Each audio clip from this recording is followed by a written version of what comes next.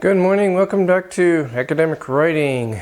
So, we've talked about your writing process, writing strategies, difficulties at writing, academic motivation, especially in how it might influence your writing. And this is going to lead to an essay. I am not going to ask you to start the essay yet. I am going to assign it maybe next time. I still need to first give feedback on your past work, your past assignments, and I haven't been able to do that. I've had some incredible technical problems lately with videos from my other classes. I hope this goes okay. I've wasted a lot of time trying to fix problems with videos and problems in the LMS for my other classes, but I will not. I don't want to disappoint you. I want to give you feedback and give you your next assignment, a major assignment. So just to give you a preview, I'll tell you later when to do it and when it will be due and how to turn it in. We'll decide that later. But basically, I'm going to ask you to write a self-reflective essay. Reflect about yourself, reflect on your writing process and your strategies and problems that you have, and maybe reasons for those problems based on our past discussion. So it is a self-reflection essay, so of course you can use some first person, I, sometimes, as long as you don't overdo it. So you can start thinking about how you're going to write the essay and what you're going to talk about. You're going to not just describe your writing process. I don't want you to just write your autobiography about your life as a student. I want you to evaluate it. So write your essay to evaluate your writing process. Is it effective generally? What is effective? What is not effective? When is it less effective? So for example, in which classes, which subjects, or in which languages is it less effective or more effective? Where do you have problems? What kinds of problems? And what do you think are the causes of these problems? Are these informational problems, like you don't have enough information, or you've got too much information, or your topic, your subject is just too broad, too general, you don't know where to start, blocks, procrastination, motivation problems, weak writing strategies? Be sure to talk about your strategies, evaluate your writing strategies, any motivational issues. Do you have positive or unhealthy motivation when it comes to writing in English? Today we're going to talk a little bit about sources and evaluating sources for college papers. And for next time, I'm going to maybe have you go to a class website, and I will post some links to some articles, online articles for you to look at, and some online websites for you to look at, for you to evaluate and critique. I'm going to ask you to critique and evaluate the quality of those kinds of sources online. So today we're going to talk about sources. So let's take a minute to discuss some questions. Talk to each other, find a friend or somebody to talk with. Some general questions about sources. You've probably started writing research essays or research papers or persuasive essays for some of your classes. And you may have cited sources. You've gone to the library or to the internet and found sources that you refer to, you cite them, you use them for information or for support in your papers, some kinds of sources. What kind of sources do you use when you write college papers? Why do you use sources? Why are sources even necessary for college papers?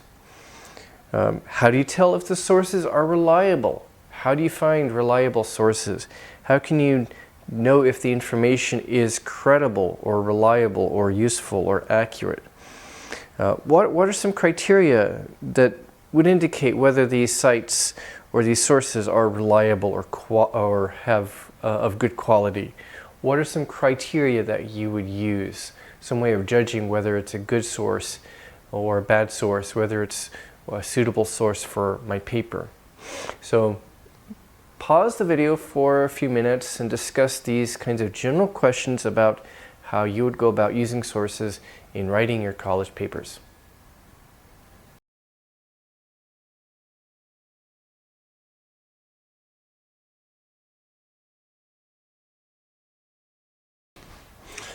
All right, now we're going to look at a handout, and I want you to think about the article, critique the article, and whether you think it's a good quality article. It's an article from a professional publication called the Harvard Business Review. I'll put a link to it on the website, and I'll try to send it, attach it, send it as an attachment to the LMS assignment or the LMS announcement page. I've had some problems using the assignments because with the video lectures, I think I made a mistake last Friday in not splitting up the video into two separate videos for the two separate sessions. So if that caused problems for attendance, I'll try to fix that. I'm not going to count you absent for that. But anyway, so I'll make that available to you, and I want you to discuss some questions. So this is going to take a while. You should read the article and then discuss this with somebody. Talk to yourself, talk to a friend, a roommate, or somebody, a classmate. Find a classmate to talk to. Do you agree with the author's views?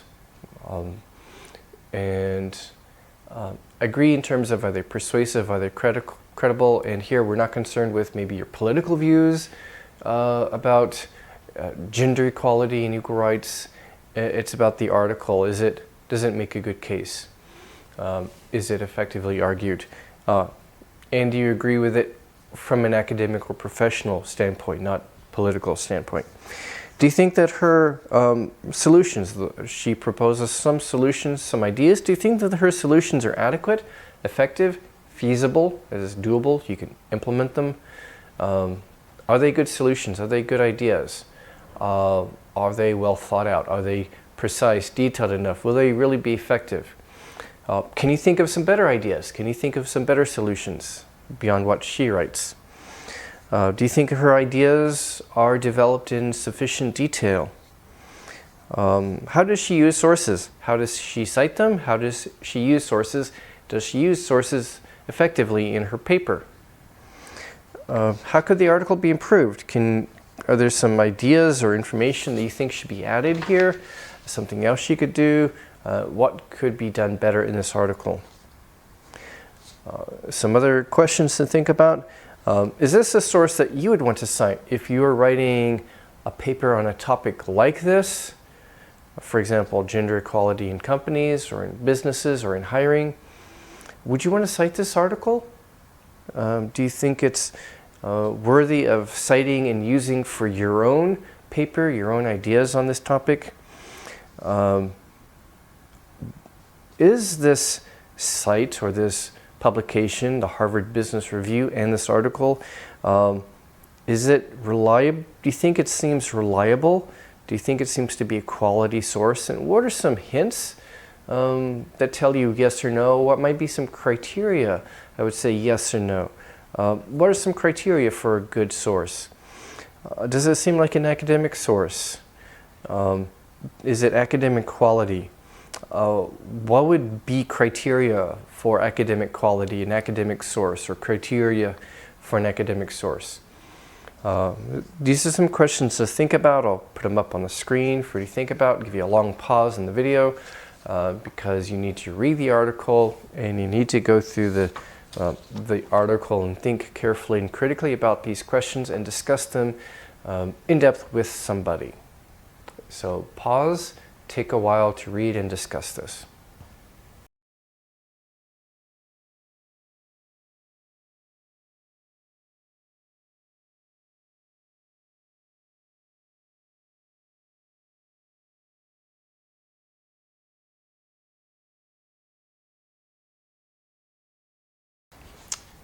Okay, I'm going to ask you to maybe write some of your answers in a Google Form assignment after this. Let me give you some other questions about this as a source. The author of this article, does she seem like an expert? How can you tell? Why or why not? Does she seem like an expert of some kind? What kind of expert? Why would you say so?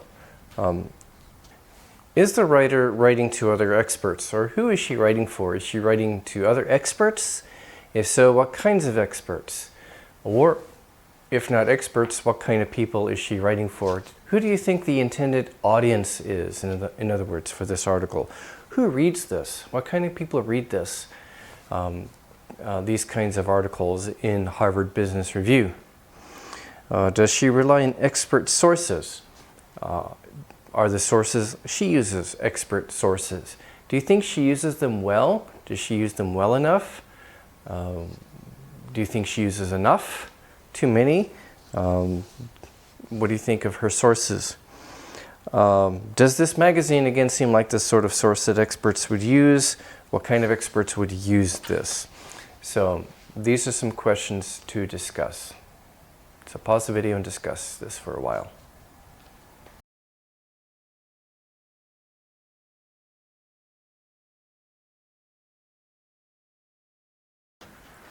All right, next we have a newspaper article from The Guardian. It is a British newspaper, generally a decent or good newspaper. But this particular article is about sex differences or gender differences. So there's an important distinction. Sex is biological, like male, female. Gender is one's identity, and it is more of a psychological and social kind of identity that people have formed or built or constructed, and so we often call it a social construct. So gender is a social construct.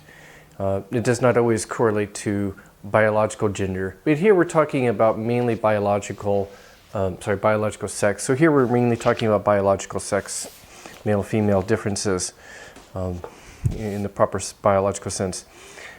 So in cognitive psychology and in the general public, there has, and in politics and other areas, social sciences, for some time there has been debate about various issues related to gender and sex differences and how different are men and women. Obviously there are differences socially and emotionally, which we don't want to exaggerate. We want to be careful and objective. But here we're talking about, well, actually the point is debates over intellectual or cognitive differences. Cognitive having to do with how people know things, how they understand, comprehend things, how they store information in their brains, how they process information, how they understand what they're seeing in the world, cognitive differences. So there is a debate in psychology about whether there are maybe minor differences between men and women cognitively. And so the debate is like this: are there maybe slight cognitive or intellectual differences? Maybe do men have a slight advantage in certain small areas? The real debate in psychology is not like whether men are better at math or science or women are better at multitasking or that. That's kind of a misrepresentation in the news media or popular media and the internet. So some psychologists say there are no intellectual differences that are at least natural or innate, that is, you're born with. And the differences that you could see are due to nurture or upbringing, how people are raised. And there are other psychologists, neuroscientists, brain scientists who say, well, there are slight differences due to genetics, but nobody is saying that there are significant differences, at least in real psychology. But this article is from The Guardian, and this is a journalist writing about this kind of debate in the world of psychology, because sometimes this is spilled over into the general public. A Harvard professor some years ago, a president of Harvard, made the statement that something like men tend to be better in math, and that's why there are more men in engineering or science fields or something like that, and he got into big trouble. Would psychologists really say that? Probably not. Not a general statement like men are better at math, cognitively, intellectually. So that's the background or context for this article. So I want you to look at this article. It's called "The Truth About Sex Difference Is That If Men Are From Mars, So Are Women." This is by a journalist for The Guardian who's writing about a debate in psychological science. So I have several questions for you to think about as you read this. Do you think this is a good source? For example, if you're writing a college paper on a topic like this, would this article, this Guardian article itself, be a good source? Does the Guardian article, does the journalist use sources well? Does she refer to sources well? Does she accurately describe the two positions, the two sides in the debate? Is she accurately using sources herself? Is this an accurate representation, particularly of the views of Steven Pinker? He's a famous MIT, Harvard cognitive psychologist, brain science researcher. And you may not be familiar with his work, but just as you read it, does it sound like a fair representation of his views? Is it a fair representation of the different views? Is it an accurate description of the different views? Is she using, the writer, is she using the sources accurately when she refers to Pinker and Pinker's book or Pinker's research? Do you think she is citing her sources or using her sources accurately? Do you think Pinker would say those kinds of things? And also, what do you think causes gender disparities or inequalities between men and women in different departments, majors, fields, math and science, education, for example, among students, among professors, among professional workers, people in companies? What do you think would explain these differences? Are there natural sex differences in terms of certain kinds of jobs or abilities? Do you think psychologists would say so? And maybe how would we bring about greater equality in these fields? I will also provide you a link to a video by Steven Pinker, and you can watch maybe parts of it on his own. He summarizes kind of the debate and gives his own position. You don't have to watch the whole video. You can just maybe watch a few parts of it, maybe the introduction. It's kind of a public talk he's giving where it's kind of a science forum kind of event at a university, probably Harvard or MIT, where he is explaining his own views. So just listen to maybe parts of his talk and compare to the article. Do you think this article is a fair explanation of the debate? And is this a good source itself? Do you think the writer is qualified to write about this topic? Is she qualified to write about this?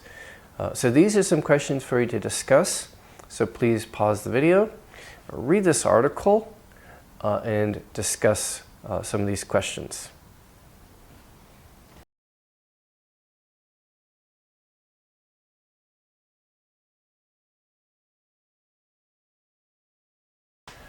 All right, hopefully you've had some time to look at this article, think about it, and also discuss it with somebody else.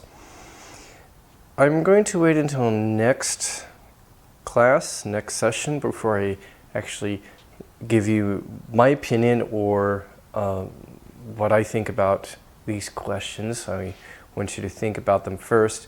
You'll have a Google form to fill out. This one might be worth a little more, maybe 15 points this time. Because in addition to these questions, I'm going to give you some other things to think about kind of for homework, so additional homework for you. I am going to provide in the handout a few general questions to think about and have you look at some internet sources. So I'm going to send you to my class website.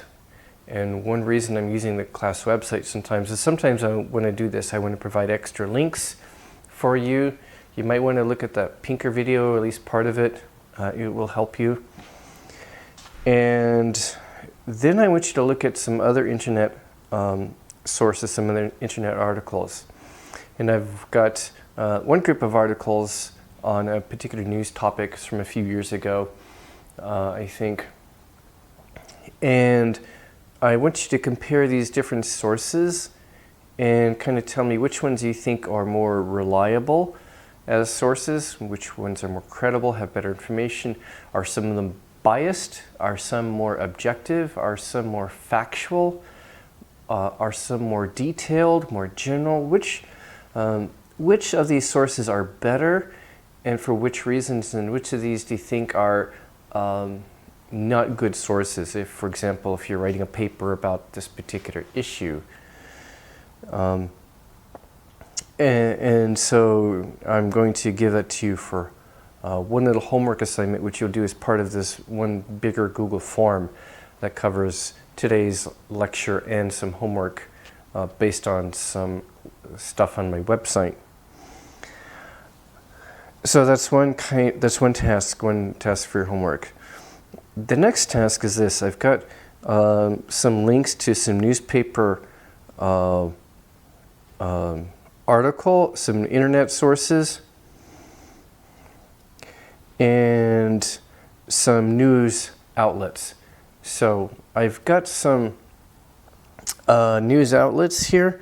These are kind of well-known news media companies, and so not specific articles, but just general websites like the CNN.com homepage or the Time News magazine homepage or something like that. So just look at their websites in general and the kind of content on the websites.